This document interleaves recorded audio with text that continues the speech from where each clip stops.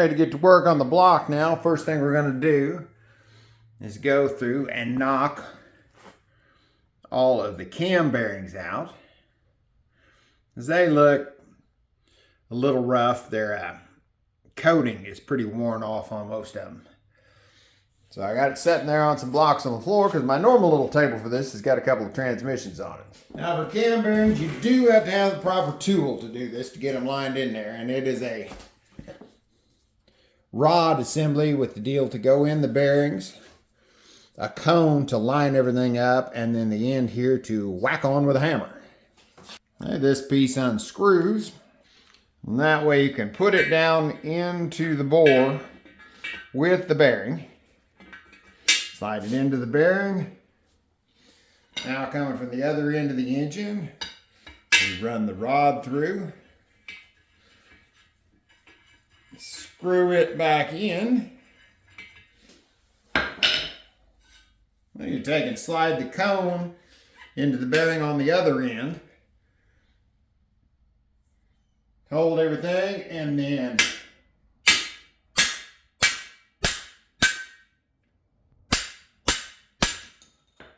and out comes your cam bearing. And you can see it's got coating worn off right through there. Probably if I'd have measured it, it would probably still be in spec. But while I got it apart, got the tool, got new bearings, we'll put some new ones in. So now just repeat that process for the rest of them. When you get down to these two, you'll want to reverse everything and come in from the other direction. Get all those knocked out, then we can put the new ones back in.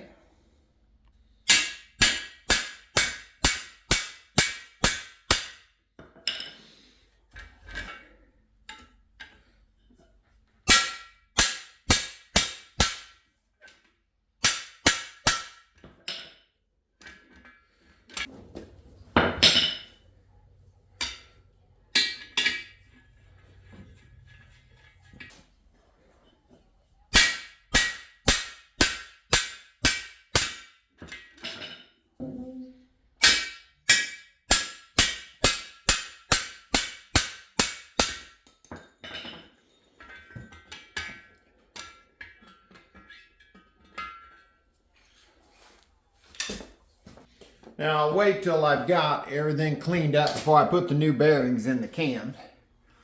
Because you've got a small oil hole on the bearings, but in the block, you've got a nice size slot cut in there. Makes it a little easier to get it centered up to make sure the bearing is going to get oil from that slot. But also, when I'm cleaning this, if there's any debris in the oil passages as I'm blowing it out, I don't want it to get in the area behind this hole.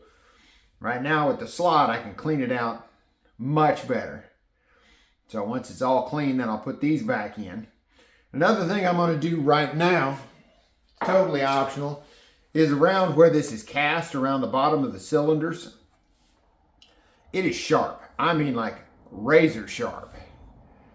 Now while I don't figure it'll ever crack for any reason along there, I'm going to spend a few minutes with a die grinder just smoothing out these rough, sharp edges. Mostly because I'm going to be sticking my hands down in there working with these bearings, and I about cut myself a while ago earlier taking them out. So I'm going to just round everything off, smooth it out, and clean it up. Won't take but a few minutes. Might save a Band-Aid later.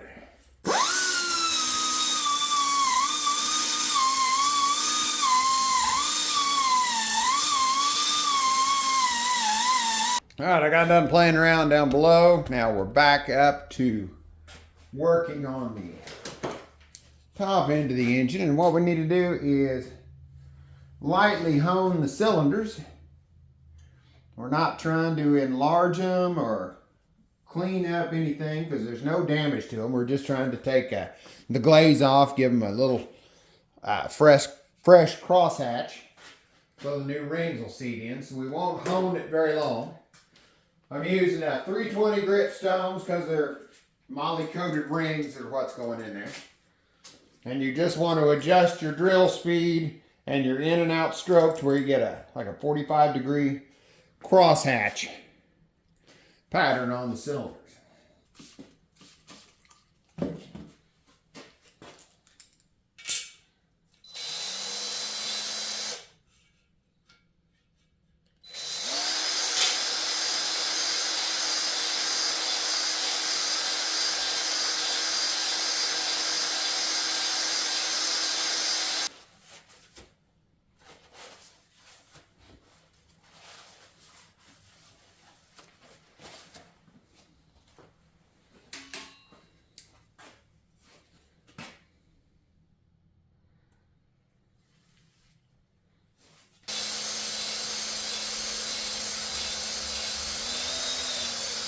It's not perfect, but it'll do the job. You can see some spots right there on the side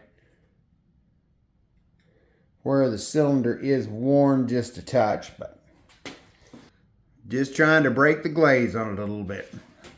Okay, we'll go through and do that to the rest of them. Then we can get to cleaning.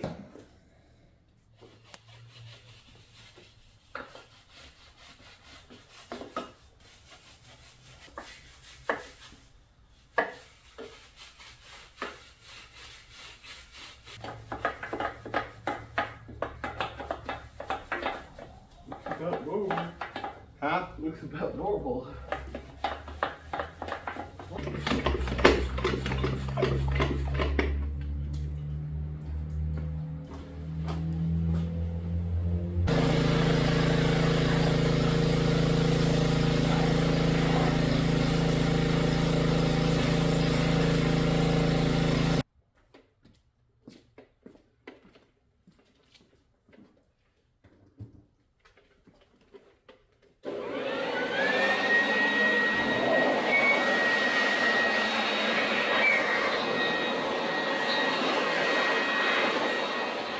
Okay, we are ready to start putting the cam bearings in. I've got the new one set out here.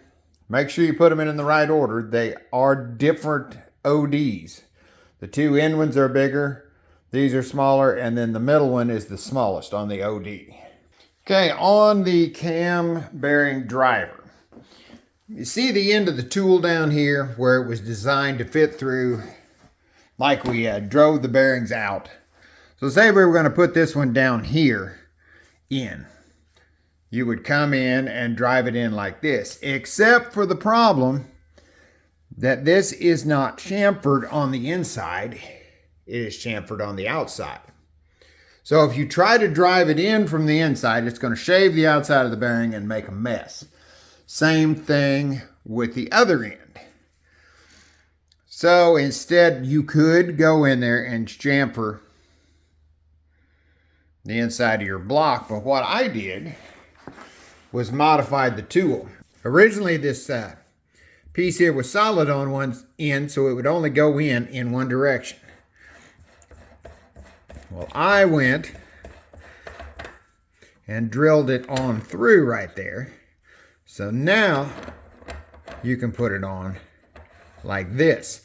So we could set the bearing on here, put it here, have the taper going in the other end to keep everything aligned, and then drive this part in and drive the bearing in.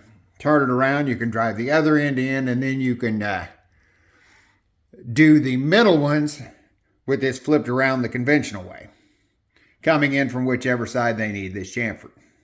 Okay, up inside this bore, since the block is upside down, it's on the, what would normally be the bottom, but kind of on the top edge right here where my finger's at. That's where the slot is for the oil.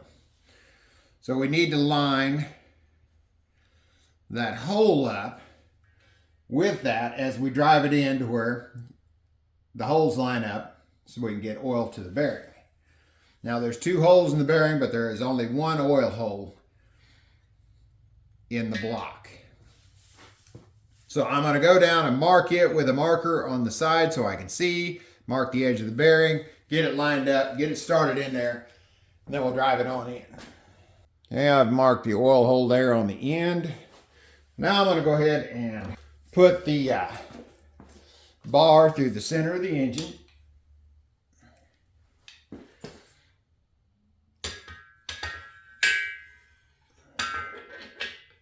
I've got the bearing on the driver piece.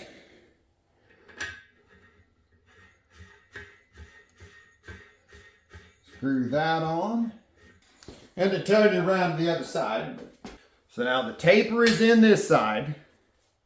Want to hold it in place. We'll bring the bearing assembly in. We'll turn it to where it's clocked where we want it. Push that up against there.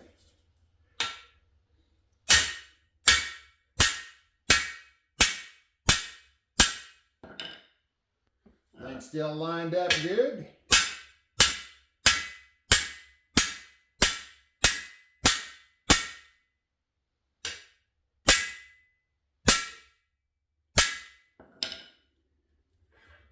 And you're going to want it centered in that bore to where that oil hole is lined up. So.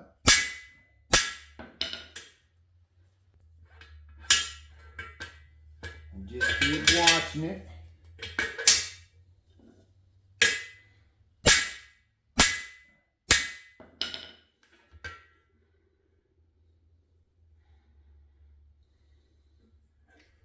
That looks pretty good. Pull this out. Take this out. Now I'm going to look up in the hole there. And I honestly think I went one tap too far. It is just barely. You can see the edge of the oil hole. So that's easy to correct. We'll just put that back in. Slide it in from this end. Make sure your taper is in there. And we'll give it a little whack back the other way. And that's perfect. I can see straight up into the oil passage. The bearing's not blocking the oil flow at all, and that one is good. Now we just repeat it for the rest of it.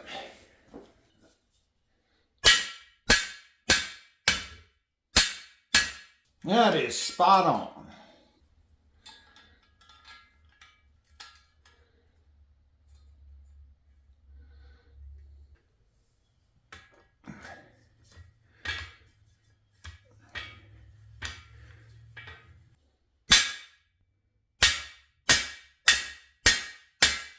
Spot on. Two more. And I have no idea why I kept unscrewing that thing. As long as you don't have a bearing in there, that piece will slide right through.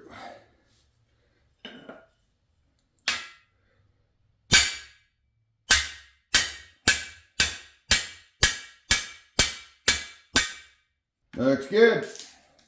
One left. And this will be another one where I reverse the tool and come in from the other side.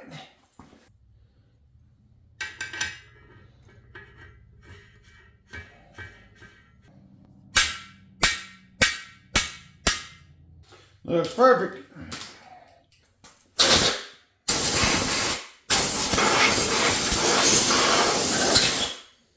Now, just to make sure I don't get any surprises later, I'm going to go ahead and slide the cam back up in there. Make sure everything turns like it should.